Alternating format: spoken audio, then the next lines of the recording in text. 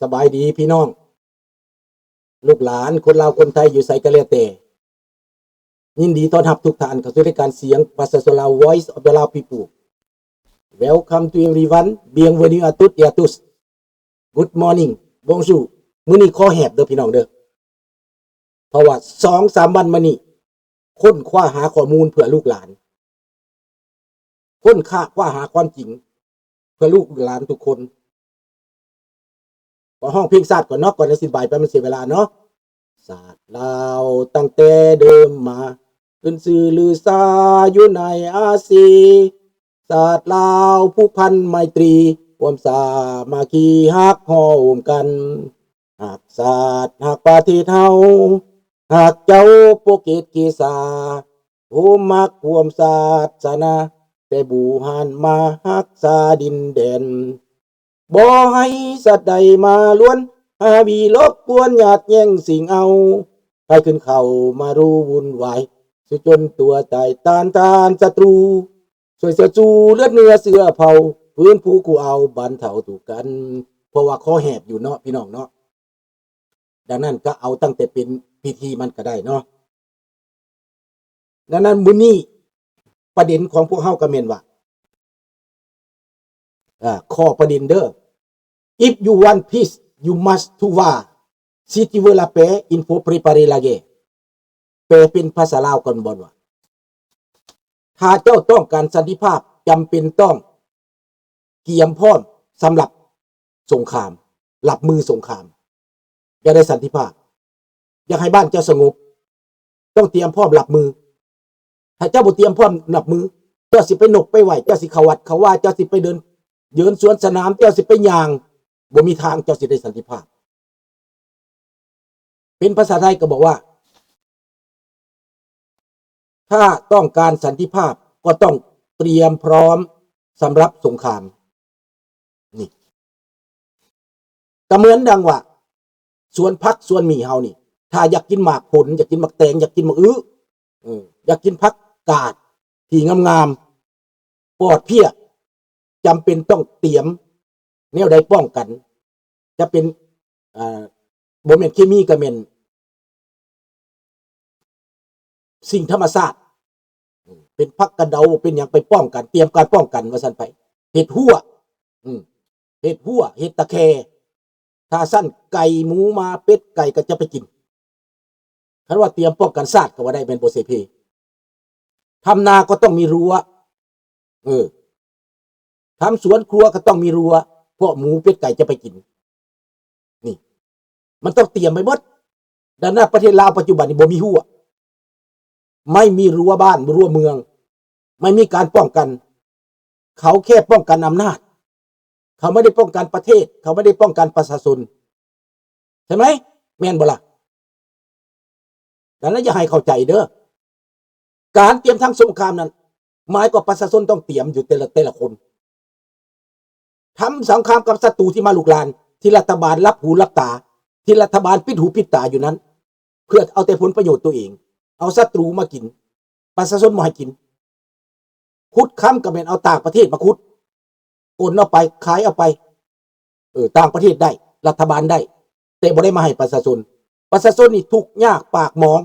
นี่เป็นแบบนี้นะพี่น้องเนาะดังนั้นความจริงก็คือแบบนั้นต้องเตรียมการดังนั้นเมื่อวานนี้ข้าพเจ้าได้ไปค้นคว้าหาความจริง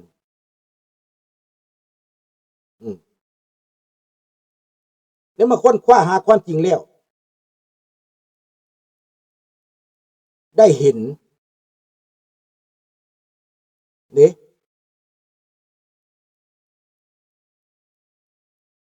มุ่งไว้ในราบดวงพระเนตรมิ่งศรีสุพรรณดวงพระเนตรมิ่งศรีสุพรรณนี้เป็นลูกหลานครอบครัวมหาจันดาที่ก่อความวุ่นวายอยู่ในอเมริกาสร้างความแตกแยกในเรื่องศาสนาและบางคนทานเงินไปเป็นหมื่นเป็นพันเบิดตลอดชีวิตเบิดครอบเบิดครัวไปทานเงินอยู่หั่นแต่สุดท้ายมาเข้าไปเหยียบวัดนั้นบ่ได้ถึกครูบาดวงพระเนตรนี้ดวงพระเนตรมิ่งศรีสุพรรณยึดเอาพี่น้องยึดเอาวัด ยึดเอาวัดมาเป็นแก้งเป็นกุกของตัวเองมาเป็นพวกตัวเองส่วนคนอื่นจะมากินมาทานนั้นเข้าวัดบ่ได้เป็นการผิดพลาดเป็นการยักยอกเงินพี่น้องเป็นการเอาไปเป็นของกลุ่มเฮ็ดกฎหมายเขียนกฎหมายมาออกให้มันเข้าข้างตัวนะบัดนี้เขาไปข้างในเขาไปเบิ่งในข้างใน Walk for Peace วันที่17ออกข่าวนี่นะเป็นภาษาฝรั่งเศสว่า Présentation du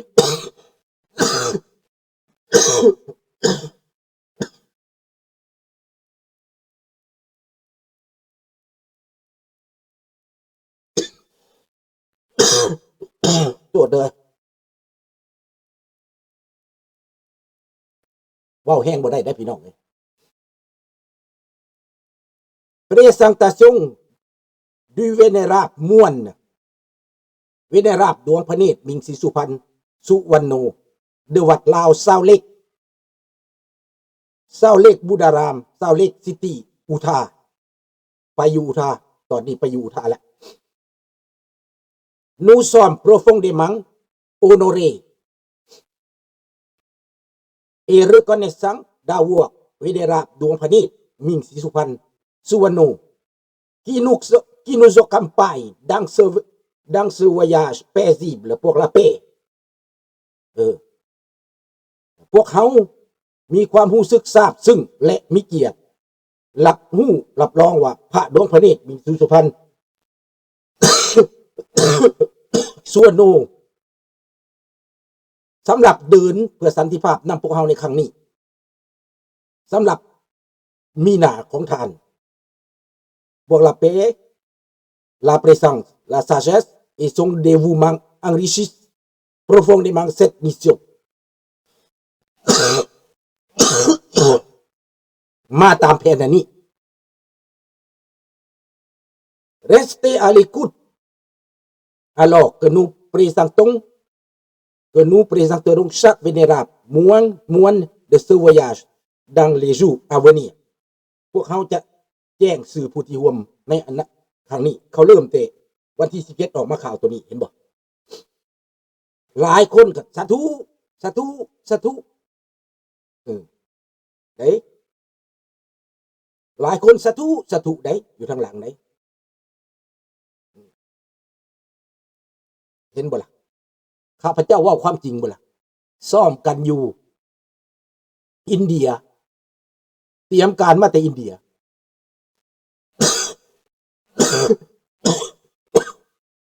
ข้าพเจ้าแชร์ไปเด้อพี่น้องเด้อแชร์ไปอยู่ใน Facebook แชร์ไปเบิดแล้ว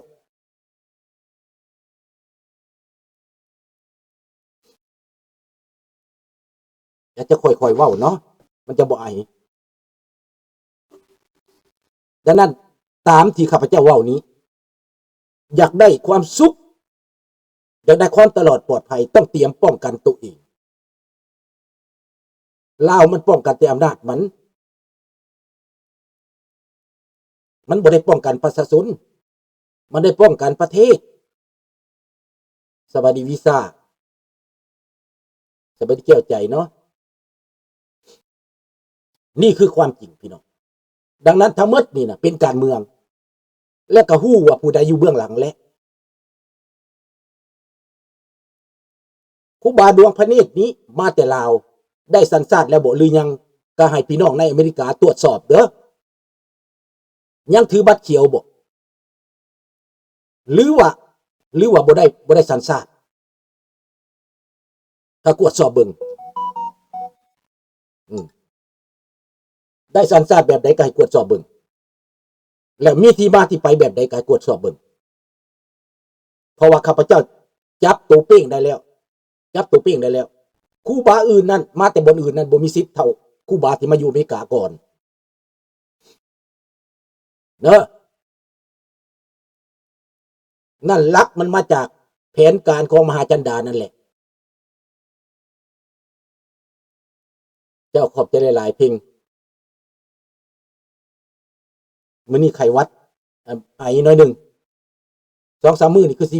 หายไปดอก เพราะไปเดินหนาเอาโพดแต่ว่าเรื่องจริงแล้วข้าพเจ้าไปค้นพบแล้วถ้ามีผู้ใดโต้แย้งครูบาดวงพเนตรหรือผู้ใดก็แล้วแต่หรือว่าครูบาวัดใดก็แล้วแต่ที่อยากตอบโต้ที่อยากชี้แจงข้าพเจ้าจะให้โอกาสมาชี้แจงที่นี่โทรมาและก็สัมภาษณ์พี่น้องใช้โอกาสชี้แจงเพราะว่าข้อกังขามันได้เกิดขึ้นแล้วข้าพเจ้าได้ค้นคว้าหาความจริงแล้วมันที่เป็นจังใดมันที่ถูกสิผิดเป็นอีกเรื่องหนึ่งพอตั้งประเด็นออกไปแล้ว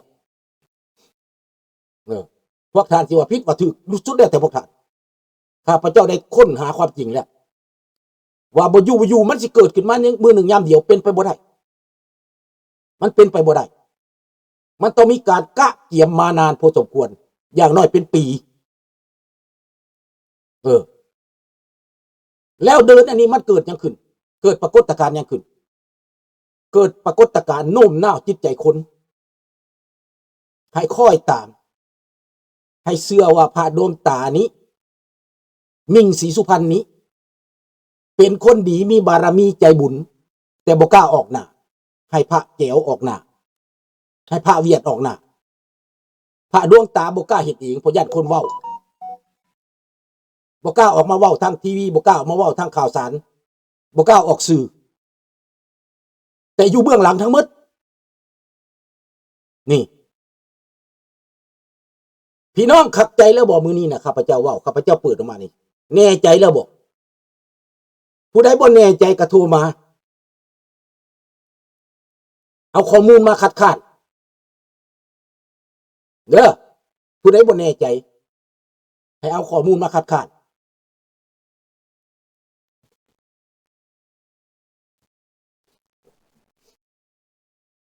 อันนี้แหละสันติภาพจอมปลอมที่เขาพยายามจะยั่วจะหลอกจะล่อให้ราชวงศ์นี้ไปตกแห้วกับดักเขาอีกรอบ 2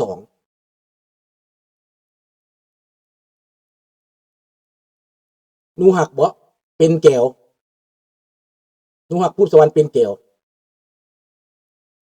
บ่แม่นเป็นไทยแบบเดียวโฮจิมินห์ไปอยู่ไทยนั่นแหละเพราะว่าตอนนั้นไทยต่อต้านกับฝรั่งพวกแก้วเหล่านี้ก็เลยไปอยู่เมืองไทยได้เอาพวกแก้วพวกนี้เป็นเครื่องมือต่อต้านฝรั่งตอนสงครามโลกครั้งที่ 2น่ะนี่มันเกิดเรื่องอย่างนี้แหละพอประเทศไทยเลี้ยงพวกนี้พวกเพชรลาดพวกนูฮักพวกโฮจิมินห์นี่ไว้คราวนั้นสัตว์หรือยังแจ้งแล้วหรือยังวันนั้นโฮจิมินห์ก็ตั้งอยู่บ้านน้องจอกภาคนครพนมไปเบิ่งโลดมีหลักฐานยั่งยืนบ่ได้เว้าปากเปล่าเว้าจริงนูฮักเขาก็สิตั้งขึ้นมาคือกันแต่เฮ็ดบ่ได้เพราะว่าเฮาได้ท่วงก่อนเว้าก่อนมีนูฮักมีสมานวิยาเกตและมีบุญยังแต่บ่ได้จักคน3คนนี่บ่ได้จักคนได้แต่โฮจิมินห์เท่านั้นตั้งในเมืองไทยที่คนไทยบ่ได้ต่อต้านที่คนไทยบ่ได้เฮ็ดหยังสบายใจหลวงปู่ดังนั้นผู้อยู่เบื้องหลังการเดินสันติภาพอันนี้แม่นพระดวงตาศรีสุพรรณมิ่งศรีสุพรรณ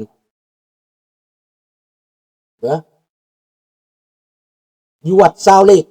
ซิตี้เวอร์จิเนีย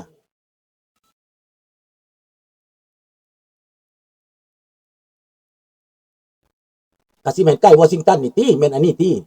บ่อนมหาจันดาอยู่นั่นแหละ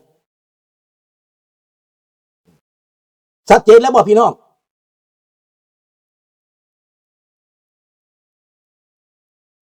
ใช่สันติภาพเป็นเรื่องดีความสงบก็เป็นเรื่องดี